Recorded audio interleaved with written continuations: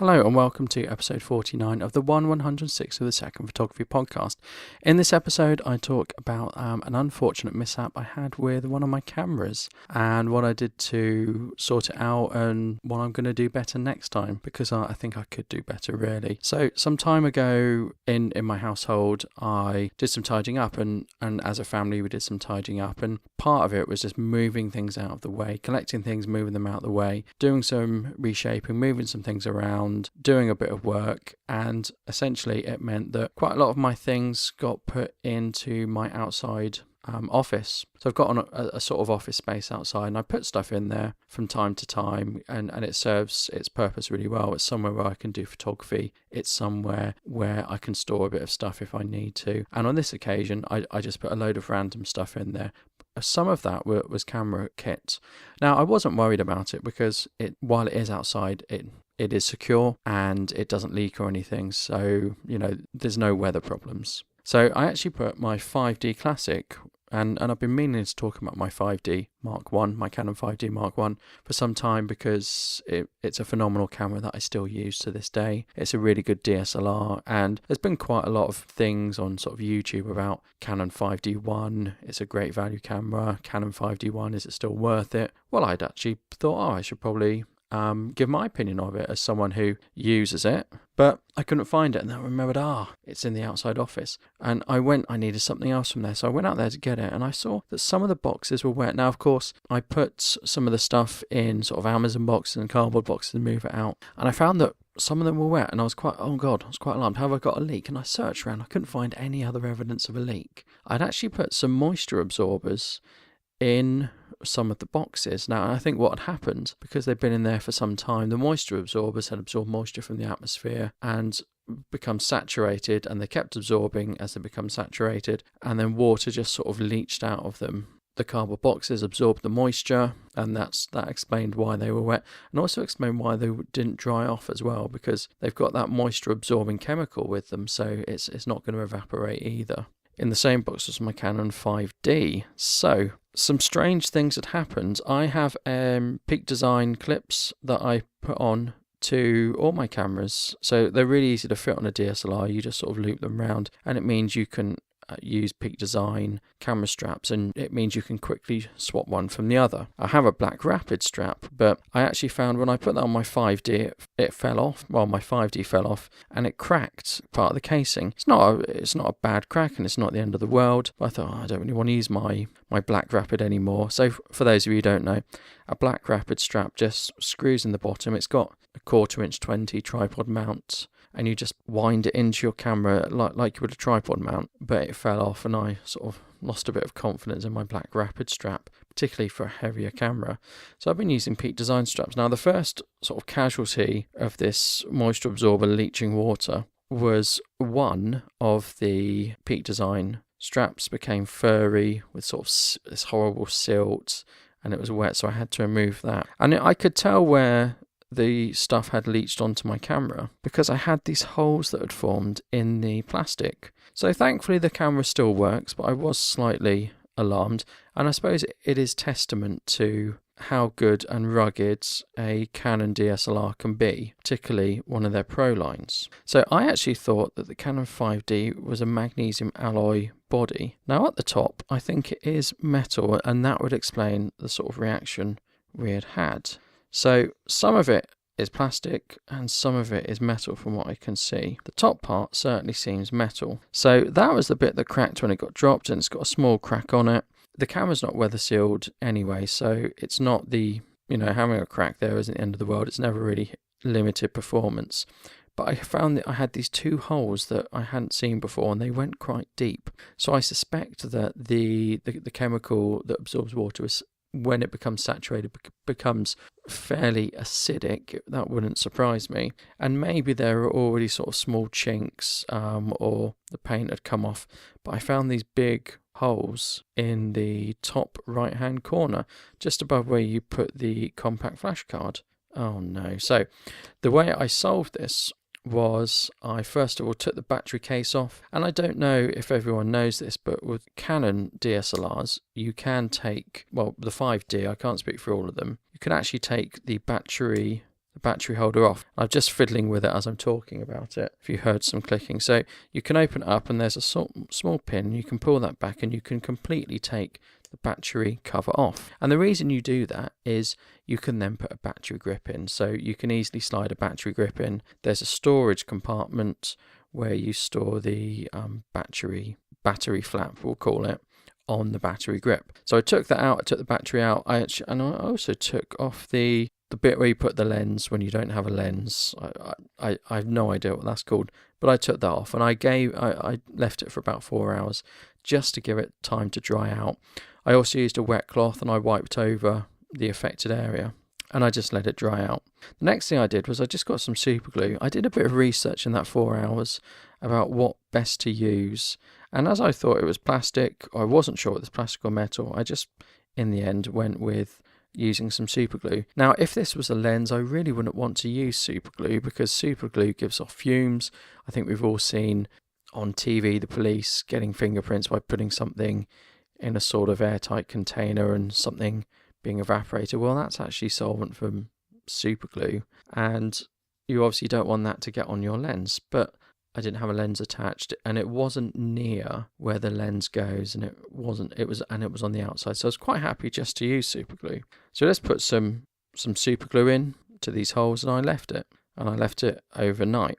If anyone has ever used super glue, then you can stick your hands together, and this troubled me because obviously it's very near where my hand goes and I didn't want to be picking the camera up and forever stuck to it. So the next day I just lightly touched it and actually my finger stuck to where I'd had the super glue, but it didn't stick permanently and it wasn't a problem. So I left it a few more hours after the overnight. My camera works and these holes are filled in. It doesn't look particularly pretty.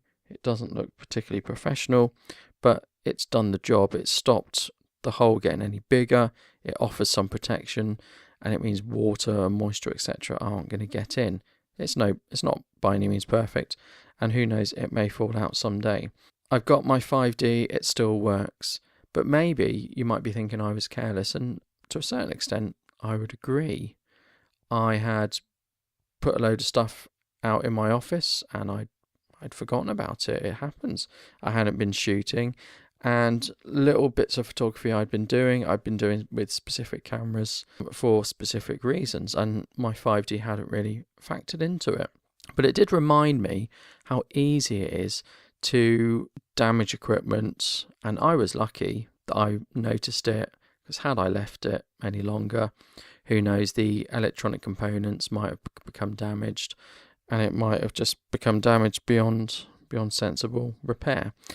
So I'm sure you can get your 5D fixed, and certainly I know things about the shutter going and replacing them, but obviously the 5D Classic isn't made anymore.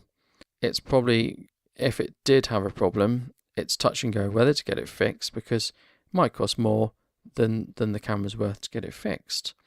But it is a real tank.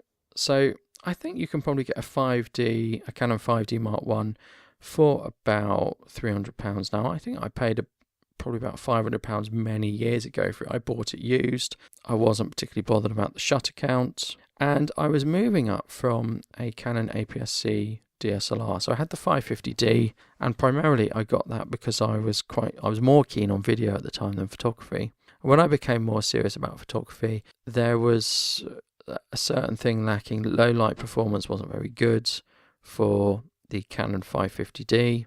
I used flash, but I didn't use flash all the time. I wanted a better body, but I was a bit mean. I didn't want to spend all the money. So I got a full frame 5D Mark I used, and it was a solid investment. The camera is considerably heavier. It is considerably bigger than the 550D, but it is tougher. Something that you get with it is you get a little joystick on the back, which is useful for moving AF points. You get a second jog wheel, which is useful. You get a nice switch. Now that really doesn't sound much in terms of usage, and it's not. It's three things. It's not difficult to hold down the AV button and use the jog dial, because I've got that on my other cameras. But you've got one dial that does shutter speed. If you want to change the aperture, you've got to hold down a button, or vice versa. It's not difficult, but having two of them does make it easy. You've got one for shutter speed, you've got one for aperture, and it does make it ever so slightly quicker. It doesn't break the bank pressing the AV button, it just makes it slightly quicker.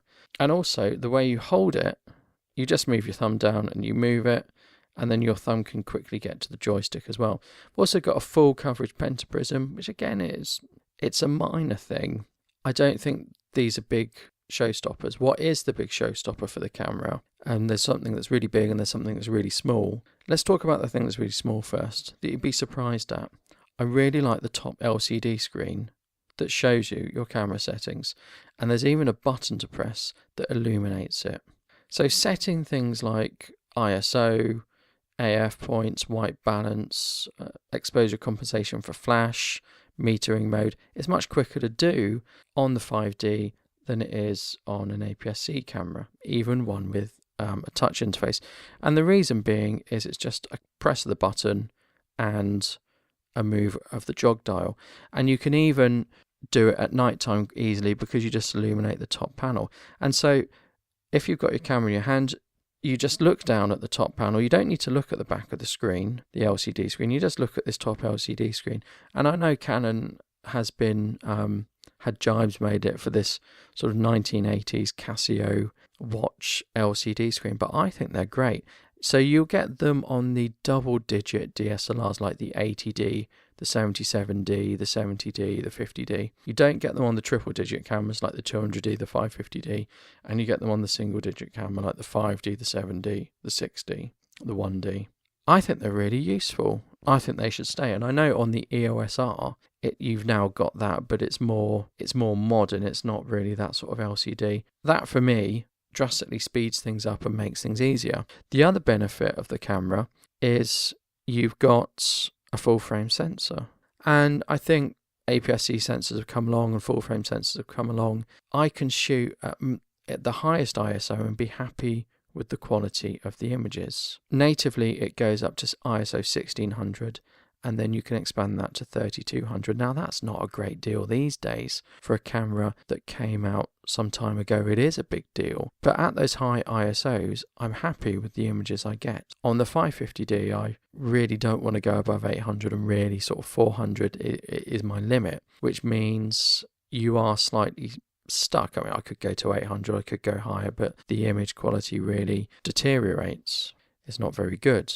So the Canon 5D came out in around 2005. So we're looking at a 13-year-old camera. It's 12 megapixels, and at the time, that high ISO performance, that low light capability, 12 megapixels, was outstanding. It was a class leader. But I'm still happy with it. I was happy with it many years ago when I bought it. I didn't buy it in 2005. Probably bought it 2011 time. I bought it a long time ago, and I've always been happy with it. I'm still happy with it. And recently I got the Canon 200D for video work, and I found that actually I like using that as a camera as well. But it's not quite as good as the 5D in terms of its aesthetics and the image it produces. I am more than happy with 12 megapixels. 12 megapixels is not a problem for me. I've noticed when I'm using the 200D, things are a little slower in Lightroom. More space is used up because I'm creating larger RAW files. It's not the end of the world. It's not a problem.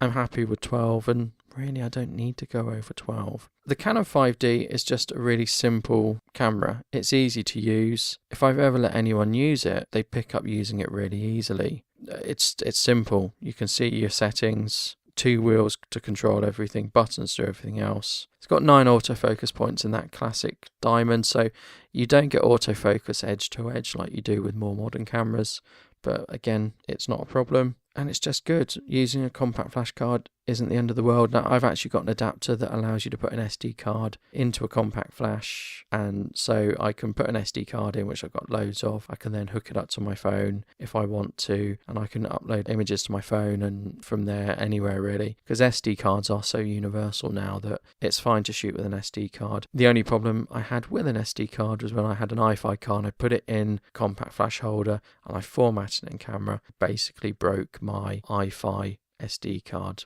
C'est la vie. I've learnt that lesson. I won't be doing that again. So the point of this podcast episode is talking about my beloved Canon 5D, the mishap I had and the repair I did. And touch wood, everything's working fine. I'm going to take it out this weekend and try and do a bit of street photography with it. Normally, I wouldn't do street photography with a DSLR, but I think I'm going to take the 5D out just because I want to give it a run and I want to put it through its paces and check everything is working on it. So I'd normally take a compact. I might just take the 5D, but it's a great camera. Should you get it? Should you get it for £300? I would say yes. There'd be a lot of people who say no, get a better one. If you're purely focused on photography, you want something that's strong, I say get it. You could get it, you could take 5 shots and it could break. That's the risk you take with an old camera used. But if you buy it from somewhere reputable, you should have a 6-month, 12-month guarantee. If you buy it on eBay, not so much. You always run the risk with an old camera that's going to happen. And like I said, it's 13 years old, so it is a very old camera. But it is a very good camera. It's simple, it's no fussing, and it's the easiest way to get into digital full frame. I'm going to change that. It's the cheapest and easiest way to get into digital full frame. I use it with flash quite a lot. I'm happy. It nails focus. I'm pretty good. I have no complaints. And it's good for low light. Obviously, if you already have a full frame DSLR, it's probably not worth considering. It has 1 card slot, so many people will think they won't want to use it professionally. And with the more modern sensors, it's probably not so much of a step up from an APS-C as it was for me. It was a big step up from the Canon 550D. You might say, well, why didn't you sell your 550D at the time? I kept my 550D because I wanted it for video. That's why I bought it. So I kept it for video. I was thinking when I bought the 200D, I should probably sell the 550D. What I would get back for the 550D was so low, I might as well keep it as a backup camera or use it occasionally. You know, I think I would have got 100 quid for it. Sentimentally, I don't want to give it away for £100. I want to keep it. So I've got myself 3 Canon DSLRs of varying sort of quality, and I use them for different things. So purely for photography, mainly for portraits, my Canon 5D comes out. So don't forget you can support the show at patreon.com/160spp. And while I haven't been on Twitter much recently, you can find me on Twitter as well. And I took a break for Christmas, but hopefully I'm back. It is difficult to get back into it after taking a break, and the break was much needed. And I certainly enjoyed taking a break from the podcast over the Christmas period. But hopefully I'm back now. See you later.